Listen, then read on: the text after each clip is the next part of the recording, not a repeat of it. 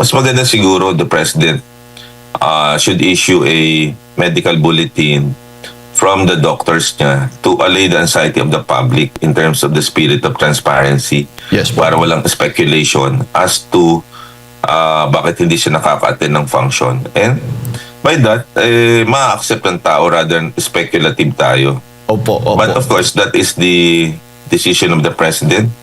And we honor that kasi the President is protected by the Patient Autonomies Act as well as the Data Privacy Act. Nakalipas na mga araw, nababanggit yung sakit na diverticulitis, no? Inamin po ng Pangulo na mayroon siyang iniindang ganitong klase ng sakit. Tanong ko lamang po, pag umabot na sa punto na nagkaroon ng diverticulitis, ano po ang dapat gawin ng isang pasyente or isang biktima po ng ganitong klase ng sakit, yung tamang pagpapahinga, umaabot ba sa punto ng operasyon, kaya namang maabot ng gamot, Doc? Well, the President kasi inamin niya, but he's also entitled to the Data Privacy Act. So, inamin naman niya, and then also news na pumunta sa St. Luke's Hospital, sinabi meron siyang diverticulitis. So, may pinapakita mga videos si Undersecretary Claire. I think last night na napanood ko, and the President looks well, though parang pumayat lang siya. Well, ang iingatan lang po dito ay yung infection, at kung meron pong CT scan na ginagawa, ang nagiging complication lang po ito kung nabubutas po yung diverticulosis or diverticula, tapos kumalat yung infection, that can cause a problem. And usually, pagka may perforation, the doctors of the President will suggest kung antibiotics lang or operation. And that's for the President and the medical team to decide, no? Kasi may patient autonomy kasi ang Pangulo. So it's all up to the President to declare the complete medical bulletin. But kagabi, ang pagkakarinig ko at pagkakakita, the President seems well at the palace, dumapayat lang. And nagsasabaw-sabaw lang ang Pangulo at yun ang na-advise sa kanya. So I don't know, ganun lang ang limit ng ating nalalaman regarding the President's condition. So we wish him health at sana walang complications na mangyari sa kanya.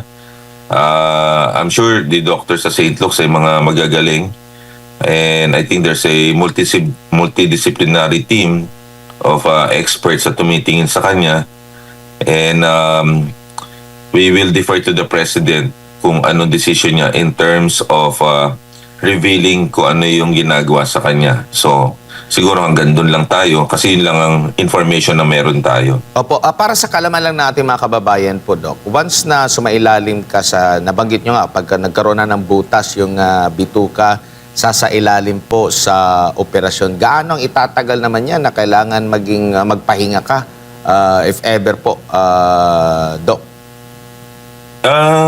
Depende kasi ngayon may mga laparoscopic procedure na. Kung open naman, mas patagal. So, parang depende po kasi sa magnitude ng infection po eh. Kung antibiotics lang, kunyari, walang butas at ordinary, based to sa experience ko with the referral coming from gastroenterologists and surgery in our hospital, antibiotics lang, observation, kaya naman, mga 1 week. And then, kung meron naman humbutas, sinasurgery yun to drain po yung pus or kung ano man ho yung infection.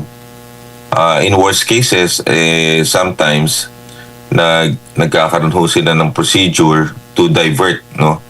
But sa pagkakakita natin ng Presidente at siya'y na-confine this weekend at ngayon ay Friday, para malakas naman ng Presidente. So, I don't know if the President was operated on, but it looks like baka nag-antibiotic lang ang Pangulo sa aking pagkakaalam. At sinabi rin niya na dinalaw siya ng mga doktor niya.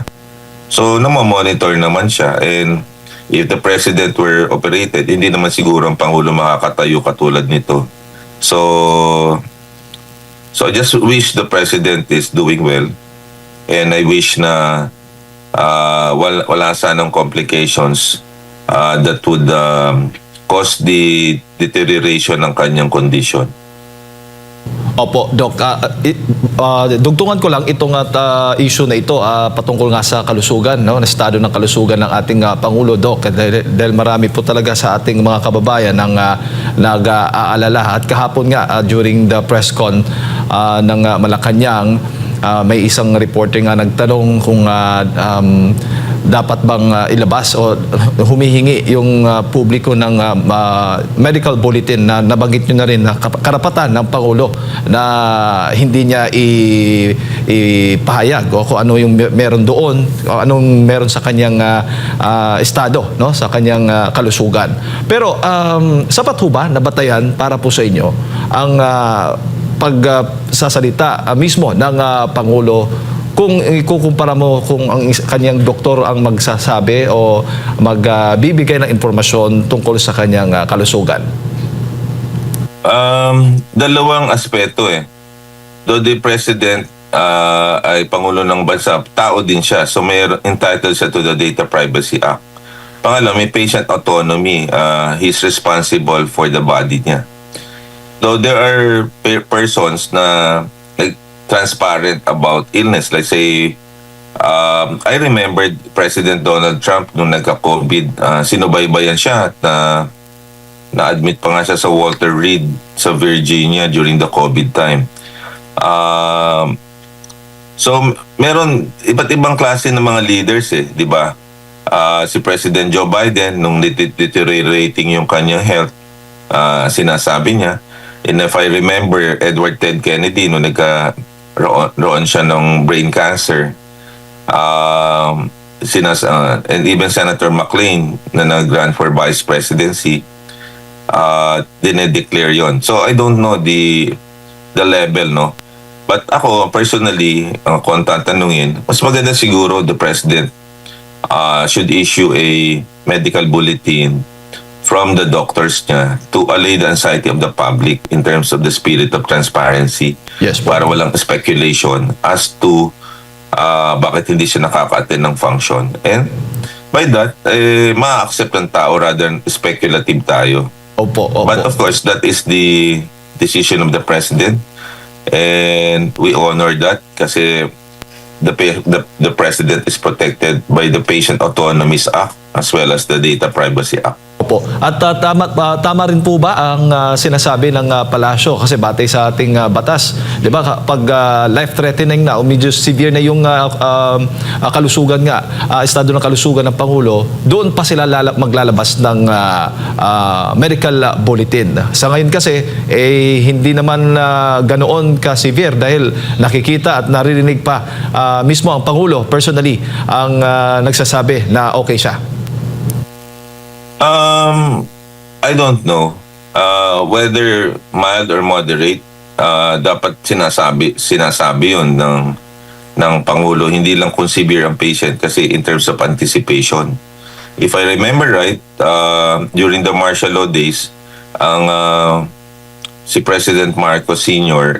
Meron na pala siyang kidney failure dahil sa lupus, and nalaman na lang natin na siya pala nagda-dialysis for a long time.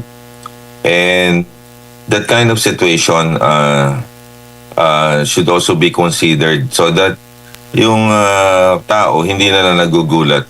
Para sa ganon, yung paghahanda in terms of succession natutupad at hindi mga ibang mga tao ang nagmamanage. Yun ang isa doon. But that's different from now kasi ngayon kasi may Data Privacy Act and I think the President should be entitled to that. Pero ako personally,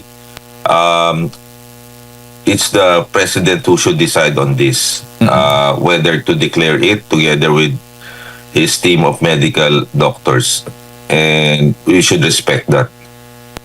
Opo. Siguro, Doc, mensahe at paalala po ninyo dahil sa ating mga kababayan, dahil yung mga kumakalat ngayon na mga dokumento mula daw doon sa St. Luke's patungkol nga dito sa kalusugan at sinabi naman, itinanggi naman yan ng Malacanang at mismo ng St. Luke's yung mga dokumento para na rin sa kalang kaalaman na paano ba nila dapat tinitingnan ang isang dokumento. Usually ba ganun, ganun bang hitsura ng dokumento o medical document mula sa St. Luke's kapag sila ay nagsasabi tungkol doon sa estado ng kalusugan ng isang pasyente? Well, dinanay ng St. Luke's na yung mga circulating documents are fake and falsified. And I think sinabi na yon ng St. Luke's, and we should respect that. Sa panahon ngayon, marami ring artificial intelligence. Hindi rin naman natin masabi whether those are authentic documents, di ba? So at St. Luke's naman is a reputable institution. So I think we should honor it and then respect that at the moment. Huwag tayo magpakalat at sinabi ng St. Luke's na huwag ikalat. So let us be responsible so that hindi tayo mag-swirl ng mga fake documents at this time and age. And I think the President is mature enough to understand this. At kung siya naman ay magkaroon ng problema, siguro at the proper time and the proper forum, masasabi niya ton. Sa ngayon, based on what I saw last night, seems to be doing well and I hope tuloy-tuloy na yung paggaling ng Pangulo. Opo. Doc, maraming salamat po. Una sa lahat, ano ba itong Nipah virus at ano ang kaibahan nito doon sa talagang nagpabagsak sa atin noong panahon ng pandemya dala ng COVID-19, Doc? Yes, ang Nipah virus actually mas matapang. Yun ang masakit isipin, mas matapang. Pero hindi siya ganun kabilis na nakakahawa. Kasi isipin nyo, 1998, andyan na yun, nakita sa Malaysia. Galing din po siya sa bats, no, sa mga paniki. Dahil yung mga paniki hindi namamatay pag meron silang ganitong virus. So ibig sabihin na share nila. So yung laway nila, no, kunwari ay kumain sila ng prutas, yung prutas nahulog sa pagkainan ng mga baboy. Yung mga baboy ngayon, nahahawa na din. So yung paniki yung pinaka-main doon. Actually, nabasa natin noong 1998, parang mga 1 million na baboy ang pinatay para lang na makontain ito. So dahil ang death level niya, no, death rate niya nasa 40 to 75% na napakataas. Ibig sabihin kung 10 ang natamaan, more than 5 pa ang mamamatay. Kasi umaabot sa utak ito, encephalitis. Ibig sabihin, yung utak ay nagmamaga, no? Tapos meron din siyang attack sa puso, sa baga. Mahirapan ding huminga. So delikado talaga ito. Pero buti na lang at hindi to ganun kabilis ang hawa. Kasi more on, yes, droplet spray pa rin yung hawa, no? Yung sa laway pa rin. Pero mas na-notice sa close contact. Ibig sabihin, yung kahalikan mo or kababasa na merong mutation naririnig. So, po yung nagdadasal na hanggang ganito na lang ang ating maririnig. Ano naman po yung sintomas? Baka mapagkamalan. So, actually, common siya yung may headache dyan, pa namang sakit na gano'n din ang nason. Kasi nga may encephalitis nga din tayo dito sa Pilipinas na hindi yun lang ang cause. Pwede kasi ibang virus ang mga cause ng encephalitis. Kita natin na nagmaga na yung kanyang lice na viral, yung cause ng kanyang sa utak at merong history of travel na doon sa isang lugar or merong kasama sa bahay na may mga ganong kung may lagnat at masakit ang ulo, hindi ko agad sinasabing may Nipah ka. Marami pang other possibilities at ang pinaka-common nun ay yung mga common na flu dahil ang common flu ay nagkakaroon ka rin ng lagnat at masakit ang ulo. So hindi obvious sa bihira lang ba yung mga galing sa hayop na sakit na nahahawa po ang tao? Bihira, hindi naman lahat ay napapasa sa tao. Pero ito kasi ay alam natin sa bats ito. And ang nakain nga dan sa Middle East yung dates, 'di ba? May dates na palm siya, palm tree. Gata nung or pangpalasa ng mga pagkain, pumupunta yung gata nun, gata ng datiles, ang tawag nila na palm tree. So, buti na lang dito sa Pilipinas, parang wala tayong production ng dates or nung pagkuha ng gata ng dates na puno. So, kasi attracted talaga ang mga bats doon. Kasi doon sa mga lugar na yung mga ganyan, mas common ang mga ganitong mga kwento in comparison sa atin sa Pilipinas. Kaya yun na lang ang tinitingnan na lang natin dito yung kung merong nahawa na dumating like through the airport, gano'n, no? Pero kung tingnan natin, based on the history ng takbo ng sakit, hindi po siya ganun kabilis na aabot siya po sa pandemic. Pero mas maganda po yung handa tayo. Opo, ito naman po ba once na nagkaroon ka ng ganitong klase ng virus, automatic ba siya doc or mag-aantay ka pa ng ilang araw? Pero carrier ka na ng ganong virus kasi yun ang delikado eh. Minsan hindi magpapakita agad-agad ng sintomas or it takes time bago ka ng sintomas nito kasi halimbawa carrier ka na pala ng ng mismong virus, minsan hindi na didetect. I agree na pwede ka pong maging carrier just like the basic viruses, even before the fever, during the fever, and even after the fever a few days, pwede ka pa rin makahawa eh. So hindi ibig sabihin lang na during may fever ka nakakahawa ka, pwede kang asymptomatic pero nagke-carry ka ng virus na yon. Tumataas lang siyempre yung hawahan pag yung nagbabahing ka na, umuubo ka na, mas maraming virus na lumalabas dyan. Kasi one way of defense din ng katawan natin para matanggal ang mga virus sa katawan ay yung pagbahing at ang pag-ubo. Defense mechanism natin yun. Kaya lang, siyempre, natatapon din natin sa ibang tao. Kaya kailangan, huwag tayong umubo or magbahing sa harap ng mga tao. So yes, hindi perfect yung, kunyari yung sa airport, pwede pong malusutan yan dahil wala ka pang lagnat pero carrier ka pa lang. Kaya kailangan din ng coordination na mag-report just in case merong mga ganong simptomas. But as of the moment, wala namang sinabi ang DOH na talagang identified na merong nakita sa hospital as of the moment. So sa Pilipinas, so ako po hindi masyado pang magpapanik. Akin lang, kailangan lang alam natin at tama yung at least unahin natin yung may simptomas kaagad. But yes, pwedeng makalusot. Opo, yung treatment naman po, Doc, tsaka yung pang-iwas na magkaroon nito, sapat na po ba na panatilihing malusog ang pangangatawan para hindi ka mapabilang doon sa 5 sa 10 na pwedeng mapuruhan nitong klase ng sakit na ito? Nipah virus. Opo. Yes, importante na tayo ay fit, no?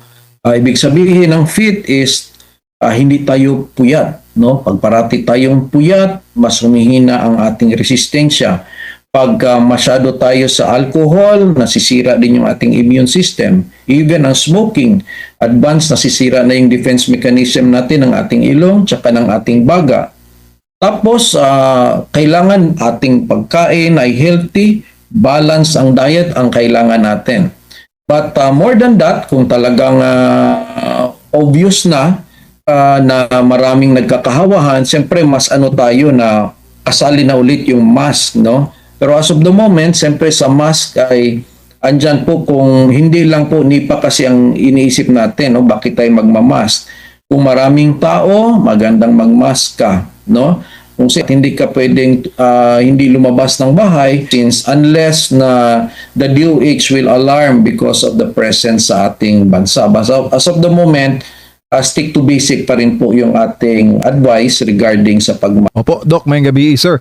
Sir, itong Nipah virus scare nagdadala po sa mga masamang alaala dulot po ng COVID-19. May mga pangamba po ang ating mga kababayan, lalo na yung mga medyo may pagkapraning no sa social media, na baka ito na raw yung round 2 ng pandemya. Anong masasabi mo doon, Doc?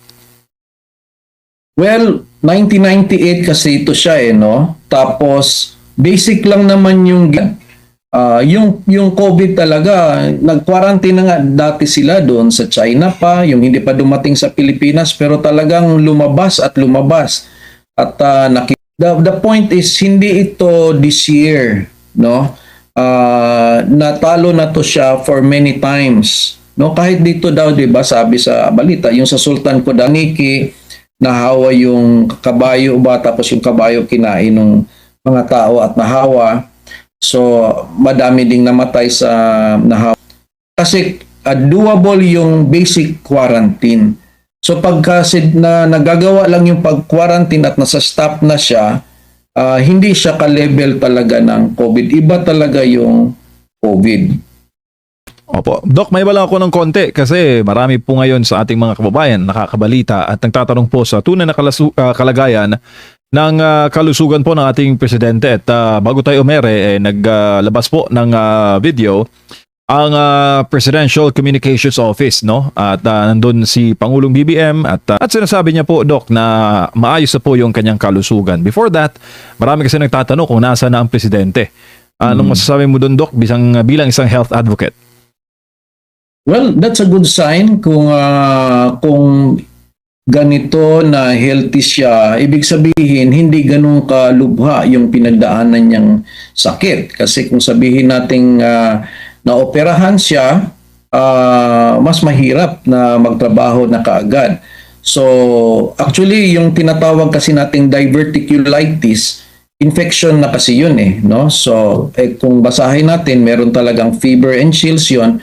Pero based doon sa kanyang history or sa mga past na mga videos, parang wala naman siyang kinlaim talagang may lagnat siya. So, it could be talaga na kung diverticulitis ang topic, it could be it's just controlled. So, yun lang po ang ating masabi. Paano naman, Doc, kung umabot po doon sa severe sigmoid diverticulitis? Anong masasabi mo doon, sir? Pag sinabing severe kasi nagpe-perforate yan Ibig sabihin ng perforate, nabubutas ang bituka. Pag nabutas ang bituka, sepsis po ang kalabasan yan. So nauwi po talaga yan sa emergency, no? So kailangan na talagang anuhin ng madaming antibiotics at siyempre tinatanggal yung butas na bituka, pinuputol yan, and karamihan nilalabas yung bituka sa tiyan para doon na lang po siya dumumi. Yun ang mga ginagawa sa surgery plus in combination po sa madaming antibiotics na sa dextrose dinadaan. So ibig sabihin, hindi siya po ganun kadali na natatapos lang kung may ganitong talagang kalubhang pangyayari. Opo. Doc, meron bang mga payo kayo para ito'y maiwasan, no? Itong pagkakaroon ng diverticulitis para po sa ating mga kababayang nanonood? Yes, common po ito sa palaging constipated, palaging nagpipigil na dumumi, palaging hindi kumakain ng gulay at prutas kasi fiber po ang kailangan nito para dumulas yung ating dumi, hindi siya bumabara. Kasi pag nababara yung dumi natin, tumataas yung pressure sa large intestine natin, kaya lumalabas yung parang outpouching, yung tinatawag na parang bulsa sa sides ng large intestine. Ngayon, pwedeng magkaroon ng infection. Yung mga bulsa na yon, ang tinatawag naman doon is diverticulitis na, infected na. Pero sa start, hindi pa masakit yung outpouching. So parang hindi bilang na din dyan ang exercise kasi mas common po ito, no? Doc, sa taas po ng measles and rubella percent compare noong 24 at ging 5,120. Sino-sino yung sakit and paano Else, iba din yun sa German measles. Yun yung mas matapang kaysa sa German yan. Karamihan sa pasyente, natatamaan din yung lungs mo, parang nasisira yung lamihan sa nagiging delikado sa measles, punta sa utak na magkaroon din ng encephalitis, kundi rin ang measles. Ngayon, ang German measles is like an at saka medyo slight lang yung fever. So actually yung German measles, hindi masyado siya complicated than the measles. So mas natatakot tayo sa measles, mumps and rubella. So ibig sabihin, may measles na, may pang German measles na, may pang mumps pa, kaya MMR. So yan yung ginagawa ngayon. Kaya tumaas din yan dahil nga sa mga fake news na noon tuloy ng mga measles and German measles na pwedeng magkaroon ng mga severe complications, which is, although hindi naman, pero wag nating sabihin na okay lang magka-measles ako, okay lang magka-German measles ako. Kasi at that point, that's still infection na pwedeng magkaroon ka rin ng secondary bacterial infection katulad ng pulmonya. So, ibig sabihin, controllable naman ito, pwede namang mapataas natin ang immune system ng mga pasyente by just a simple vaccination. At ilang dekada na po itong mga bakunang ito. Bata pa tayo, hindi pa tayo napanganak. Ito basic na po itong measles, German measles na mga bakuna, nandyan na po yan. So, tama po ang ginawa ng government na habulin yung mga kulang na hindi pa nabakunahan. Opo, malimit dito mga bata po, Dok. Ano po yung dahil ba ano yung resistensya nila and yung diagnosis din ito mga nakakahawa din ba ito, Dok? Yes, talagang nakakahawa to siya, and tama, yung mga bata ang mas nahahawa kasi din maraming chance na yung mga adults ay dumaan na din, no? Either yung adults ay nabakunahan nung bata pa sila, so mataas yung resistensya niya, or baka nagka-measles na sila or nagka-German measles nga sila nung bata pa sila. Kaya nung adults na sila, hindi na masyado sila nahahawa kasi nga meron na silang memory na antibodies. Pero itong mga bata ay mahilig pang makisalamuha, no? Kahit alam nilang may sakit na yung kalaro nila, makikipaglaro pa rin. In comparison sa ating mga adults, hindi na masyado naiisip natin na makipaglaro, ibang laro naman yung gusto ng mga matatanda na eh. So, ibig sabihin, yung mga bata, mas prone silang magkahawahan dahil sa kanilang activities, at the same time, bata pa sila, mahina ang resistensya, at virgin case, wala pa sila nagkasakit before of that, at lalo na kung hindi sila nabakunahan. Kaya sila yung nauuna. Dok, nakainomdom ko, Dok, sa mga tigulang way back sa Visayas pa ko. Ito ba yung ito ba yung parang may pamahiin dati na hahampasin ng buhok, mahabang buhok? Ito ba yun, Dok? Actually, ang tinatawag nila dyan ay yung hinahampas ng buhok ay yung dupang. Or sa English is urticarial rash. So hindi siya measles, hindi siya German measles, kundi yung parang rashes na parang mapa, which is just allergy, kaya lang mapa lang yung kanyang itsura. So kaya nila hinahampas-hampas, but on science, ang allergy talaga is on and off. Lalabas ngayon, mamaya mawawala, tapos lalabas na naman ulit, no, until mabigyan ng anti-allergy. So akala nila yung paghampas ng buhok yun ang nakawala. Pero actually, it's the nature of allergies. Katulad ng dupang, katulad ng urticaria na parang nandyan, dito pula-pula, tapos bigla nawawala, no? Tapos babalik na naman next day. So, ugali lang talaga ng allergy yun. Hindi talaga ganun ka-effective yung paghampas ng buhok.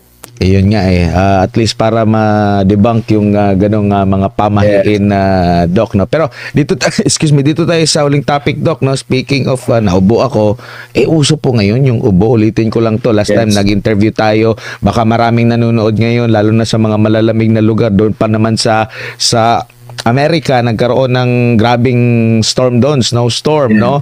At dito sa Metro Manila, lumalamig din yung panahon at nakikita mo na rin yung mga katabi mo. Ang dami nang tumatahol po, Doc. Ano po yung remedyo nito? Ano po ba yung dahilan nito? Well, siyempre sa remedyo would be case to case, no? Although ang pinaka talagang natatamaan dito yung merong mga allergic rhinitis saka may asthma. Kasi pagka malamig ang panahon, nagdadry yung ilong nila. Pag nagdry ang ilong tsaka throat, medyo irritable na yan, no? And then mag-trigger na yung kanilang ubo, ma-trigger na lang kailang mga sipon. And then maging opening na din yun dahil kung ang iyong ilong ay inflamed na, throat mo inflamed na, pwedeng may papasok na naman na secondary bacterial infection na para pwedeng mapunta na naman sa pneumonia. no? So usually karamihan ng may mga allergies at may mga asthma, meron dapat silang mga gamot na reserve na alam nila na prescribe ng kanilang mga doktor yon. Of course, hindi ko ma-mention, baka lahat magbilihan lang bigla. But ang point is, pwede kayo mag-take ulit ng mga usual na anti-allergies ninyo, pwede kayo mag-take ulit ng usual na anti-asthma ninyo, lalo na kung nag-a-attack na. Allowed naman po yan dahil yan naman yung previous na medications ninyo. But of course, kung persistent talaga, baka kailangan na rin ng antibiotics. So, importante pag ganun po na sensitive kayo, pwede po kayong mag-mask para hindi kayo basta-bastang mahawa. But you have to increase your resistance, no, na hindi kayong magpuyat. Kasi pagka puyat, mas madali lang po talaga kayong magkasakit. So very important po na alagaan natin ang sarili natin dahil sa mga panahon ngayon, mas madaling magkasakit lalo na kung malamig ang panahon. Epektibo po ba, Doc, yung suob, patuob, steam inhalation po sa paglaban po dyan sa mga ganyan? Usually effective siya more on dahil nakaka-decongest po siya ng iyong ilong, no? Kasi pagka ikaw ay merong flu or merong allergic rhinitis, yung tinatawag na parang laman dito sa loob ng ating ilong, yung ating turbinates, na mamaga yan. So hindi ka halos makahinga. Pero ang steam can help na mag-subside siya, na makakahinga ka. So yes, hindi po bawal sa amin yung suob or tuob. Mag-ingat lang na hindi kayo mapasok. Ang hindi lang dapat lagyan ng alcohol, hindi kailangan lagyan ng alcohol dahil ang alcohol po ay iba na pong chemical yan, hindi mo yan ini-inhale. Yun lang, steam can help, no? Para lang na makahinga ka. But to say na mamamatay yung virus because of the heat, hindi naman sobrang init yon. So tamang-tama lang naman yun. Hindi din namamatay ang bakterya sa heat na yon. It's just for decongestion na parang ma-relieve ka lang, no, for the moment. Opo, siguro bilang panghuli, Doc, baka meron pa po kayong gustong ibahagi o abiso sa ating mga kababayan na common na klase ng sakit, lalo na sa panahon ngayon at sa mga upcoming pa. Well, talaga ang ubo is very common. Flu is always there. Importante sana, usually sa school, na pinag-uusapan yan, na sana ang mga batang may sakit i-allow mag-absent at sana makahabol din sila sa kanilang studies. Ang problema kasi pag hindi masyado nadidiscuss yan ng school, pumapasok yung pasyenteng may sakit dahil ayaw nila bumaba yung mga grado nila. Kailangan ilinaw ito sa mga parents na it's okay, just communicate with us, bibigyan namin ng special exam yan, hindi bababa ang grado ng anak nyo. Pag nabigyan natin ng assurance yan, pwede silang sa bahay na lang muna para maproteksyonan din naman yung ibang mga batang nag-aaral. With that alone, marami po tayong sakit na napipigilan. Kaya lang, dahil hindi yan all-out discussed, no? Pumasok yung isa, may HFMD, hand, foot, mouth disease, dahil ayaw nga bumaba ang grado. Ayun, 10 ang nahawa, chickenpox, and many other diseases. So madami talagang mga sakit na communicable, which is ang solution lang sana is i-isolate. No? But nagpapasalamat pa rin tayo na ito lang po ay mga basic lang po na mga sakit. But of course, if symptoms persist, baka kailangan ng antibiotics. So kailangan pa rin ng doktor pag persistent. Pahabol ko, Doc, yung mga vitamin C, alin po yung mas mabisa? Iyon ang pag-ipunan ng ating mga kababayan or prutas na lang? Sa tingin nyo po, kasi alam natin, hindi naman po lahat meron talagang laging iniipon para sa kanilang pangkalusugan, no? Medical needs, walang mga ganun. Minsan, umaasa na lang sila, it's either yung mga over-the-counter na mga vitamin C, or kung pipili po sila, alin po yung mas pinaka tingin nyo po epektibo, yung organic na mismong prutas para doon mag-vitamin C, pandagdag na sigla sa katawan, or ito pong mga tabletas agad? Concentrated ba yun? Well, kahit kung tingnan po natin sa mga pag-aaral, hindi naman ganun kataas talaga yung protection ng vitamin C. Although sometimes, yes, it's over-promoted. Pero alam naman natin na kahit nag-vitamin C na, marami pa rin nagkakasakit. Dahil nga hindi lang nasosolve ng isang supplement ang general condition, no? Like one, asthmatic ka. So kahit may vitamin C ka, mas madali ka lang ubuhin. Pwede ka nga ubuhin dahil sa laro. No, yan tinatawag namin na exercise-induced asthma. Laro lang, walang infeksyon. Naglaro ka lang, nagka-asthma ka na. So prone ka lang talagang ubuhin dahil lahi mo yon. So sometimes may maintenance sa mga pasyenteng may asthma. So kailangan natin yun na alam nyo yun. No? Kasi ang iba may asthma, wala silang maintenance. So pabalik-balik yung sakit nila.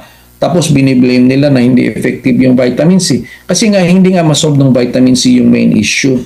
So for me, yes, walang problem sa vitamin C but there's no promise na hindi po kayo magkakasakit. Kailangan general, kilala nyo rin yung sarili nyo, ano yung mga weakness, ano ba yung mga allergies, and then kasali na din do yung enough diet, hydration, and enough sleep. So general po talaga. And exposure, no? Kahit pa may vitamin C ka, may kasama kang may sipon, may ubo, pwede ka pa rin pong mahawa. So, yes, may vitamin C ka, but you have to follow all the other suggestions of prevention. Opo, huli na lang talaga, Dok, kasi may mga komedya, mga biro po na kaya daw nagkakasakit yung tao, kaya nalalaman niya yung sakit niya kasi nagpakonsulta siya sa doktor.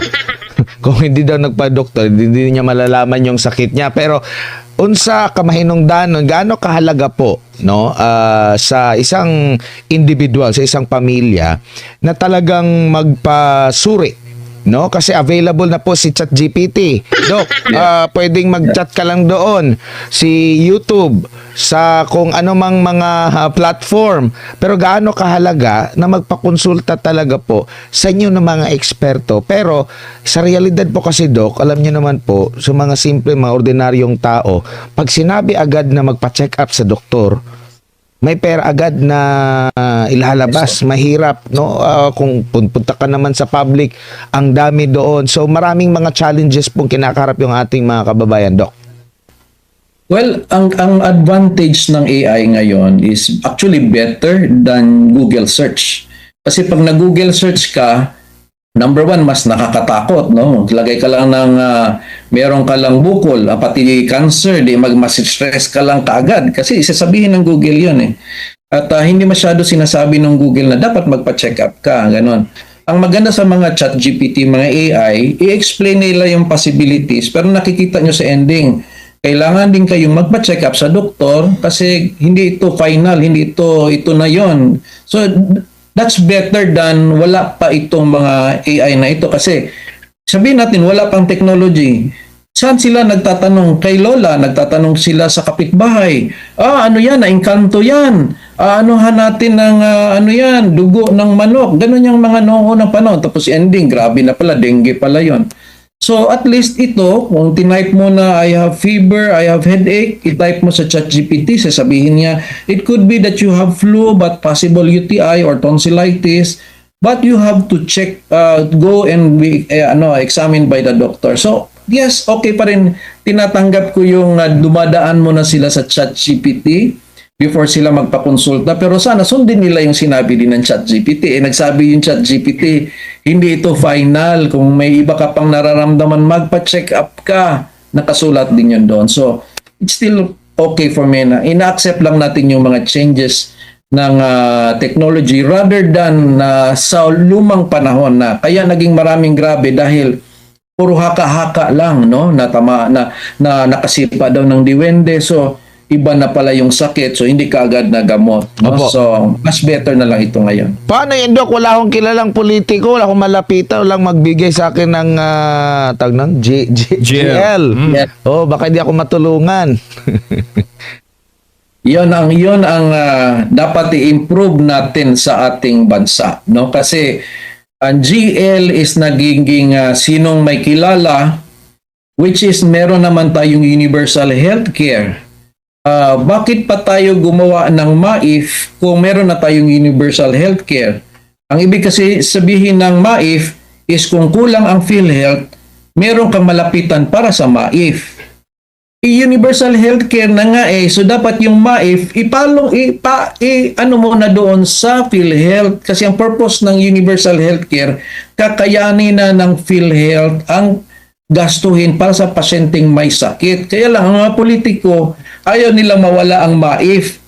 So So ang ending, hindi ma-achieve talaga ang universal healthcare. Kahit may batas na, hindi nga siya na-achieve kasi ayaw nilang palakihin ang PhilHealth kasi kailangan palakihin ang MAIF para dumaan muna sa kanila, para sa kanilang patronage politics, para sila ay ma-remember ng mga tao na nakatulong para sila ay botohin. So what's the point of universal healthcare kung talagang parating may MAIF? Palakasin ang PhilHealth para hindi na ang takot ang taong magpa-check up or ma-admit dahil aprobado na ang universal healthcare. Yan ang panatero, walang inuurungan. Pag tama palakpakan, pag mali ay babanatan. Yan ang panateros, boses ng ordinaryong Pilipino. Panateros ay walang makakaawan, walang inuurungan. Banatero